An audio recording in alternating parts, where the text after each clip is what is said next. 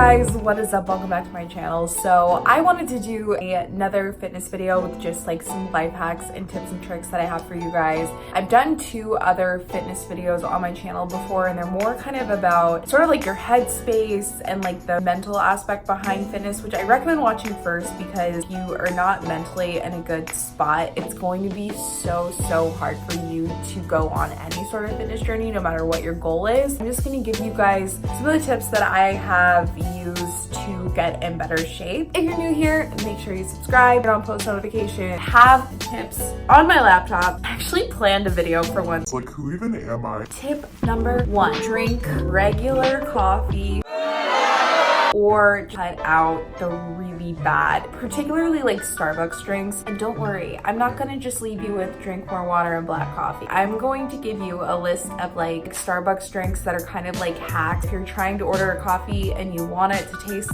better than just like black coffee, I know it's not easy to just switch over. Honestly, like there's nothing more that I love than like an almond milk latte or an oat milk latte. If you've ever watched a barista actually make one, the drink is 99% milk with like a shot of espresso on top, and I think that's why it's so good. But it's not the best thing for you to be drinking like every single day. My life has definitely been easier since I've eliminated drinking as many calories. I would personally rather like eat my calories than drink them. My recommendation for you is to either, if you like iced lattes, do an iced red eye, and if you like hot lattes, do a regular red eye. And it basically just kind of flips the proportion, so it's like mostly coffee with a little bit of milk rather than mostly milk with a little bit of coffee. So I know I've talked about this before. I know everyone and their mother talks about this, and it is to drink a lot of water. I was researching like how fat leaves the body just because I realized I never really looked it up before, and I was kind of curious from CO2, like exhaling, and then also from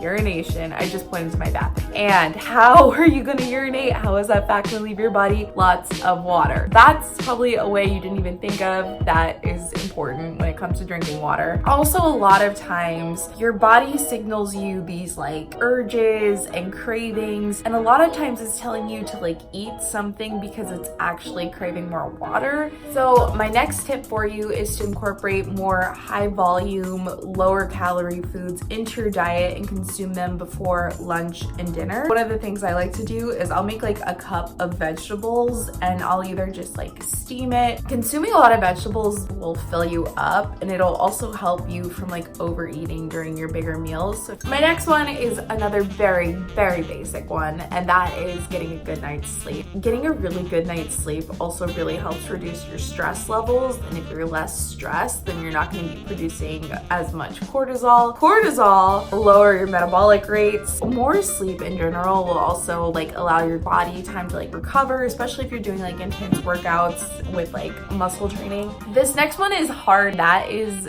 not drinking alcohol or just trying to like ease up on it. There's something about living in New York City that like on a Friday or Saturday night, you just feel really compelled to be A, out really late, B, up all night, and C, drinking alcohol. Alcohol is really just empty calories. You're out drinking, you know, feeling good, feeling fun and fresh. Very easy to lose track of like how much alcohol you consumed and all of the empty calories that you consumed. So this is just like a really easy area to like have a lot of calories and not realize it. Let's say you're going out both Friday, Saturday, and Sunday brunch. Like just try cutting either Sunday brunch or like Friday night. Start reducing there, and that will really help you. This one's one that I just personally really like to do, and it's saving my TV and like YouTube time for my cardio in the morning. You honestly don't have to do a ton of cardio to lose weight. Most people, when they're like, oh, I need to lose like 5, 10, 15 pounds, they immediately just like start doing like an hour cardio, and like it does help initially, but I've talked about this in my other video. Your body really does work at like kind of stabilizing at a certain point. So if you regularly start incorporating more and more cardio, your body will adjust to it. I'll link the other video where I talk about this down below,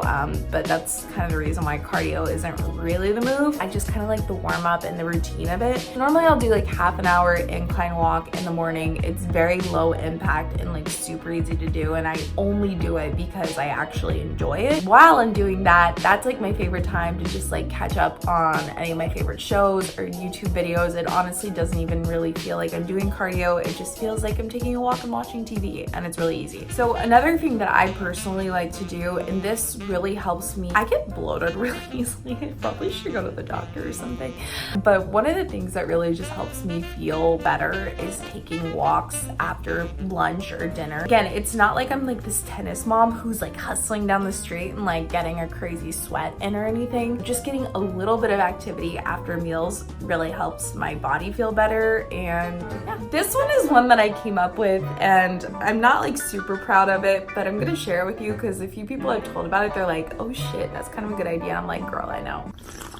Okay, so when it is that time of the month for me, I get sugar cravings like it is nobody's business. I like have a sweet tooth in general, but that time, oh, it's bad. I, of course, allow myself like sweet treats and stuff. Anything that I keep in my apartment that I know I could potentially like go out of control on only during this time of the month, I actually put it in my freezer. The reason I do this is because I feel like cravings they're very temporary, and sometimes they're real and your body's like, yo, this is what I need, this is what I want. But other times, like I said earlier, it could be that you're just dehydrated or bored. I put all of my like really sweet stuff in the freezer and then like set it out to thaw. And then by the time it's thawed, if I still want it, I will have it. A lot of times by the time it's thawed, I'm like, that was just like a really random craving and I don't actually want it, and then I just put it back. So it's just kind of a way for me to fight those like impulses. Know that's like an area of weakness for me. I'm aware of it, and that's how I deal with it. Okay, so my next tip, I think this is again something that like people say a lot, but I don't really feel like it gets enough credit for like how helpful it actually is, and that's to take progress photos. The scale has been like a horrible thing for me for a really long time. Muscle weighs more than fat, like sometimes you're just retaining water. The scale is just not always a very accurate depiction of your progress, but I feel like progress photos actually are a really good way to track how you're doing. I can just remember like multiple days weighing myself and being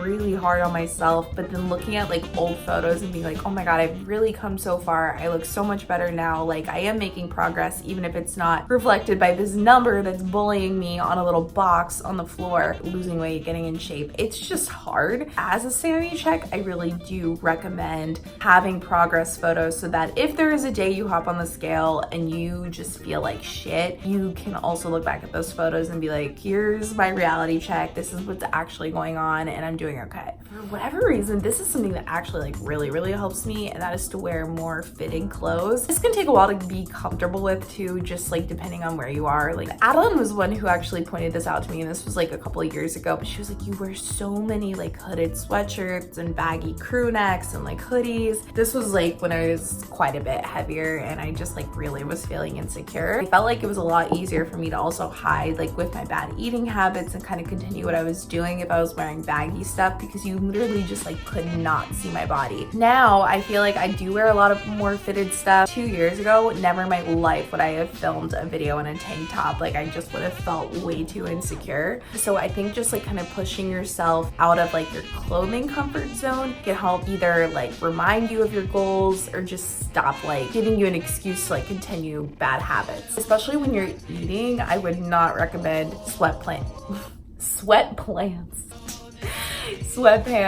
and a hoodie and your sofa. Like that's just an environment to like go south. Don't do that. So yeah, those are just a few more of my fitness hacks. I'm sure I've talked about a couple of these before, but if you're new here and just wanted a few different quick hacks as kind of a guideline to get you started, those are some of the things I do, and they really do help. Also, just like side note, I feel like this is always helpful. Have water just like around all the time. This is just like a bonus hack, but like if I don't have water out, I don't know why, I just never, I wish to God my body was like, Haley, I want water, and it was like a clear sign, and not like, Haley, I kind of want a donut, and then I'm like, wait, girl, are you thirsty? But just like having water out is so helpful. Anyways, I hope you guys found this video helpful. Just please know that like stuff online, especially like I would see these like fitness models and Instagram models, and they're great for inspiration, but like at the end of the day, like all of that stuff is so easy to stage. Just make sure your goals are realistic, you're doing everything for yourself and just keep your health at your priority more than anything else. I feel like people get way too caught up in the aesthetics, not on actually just like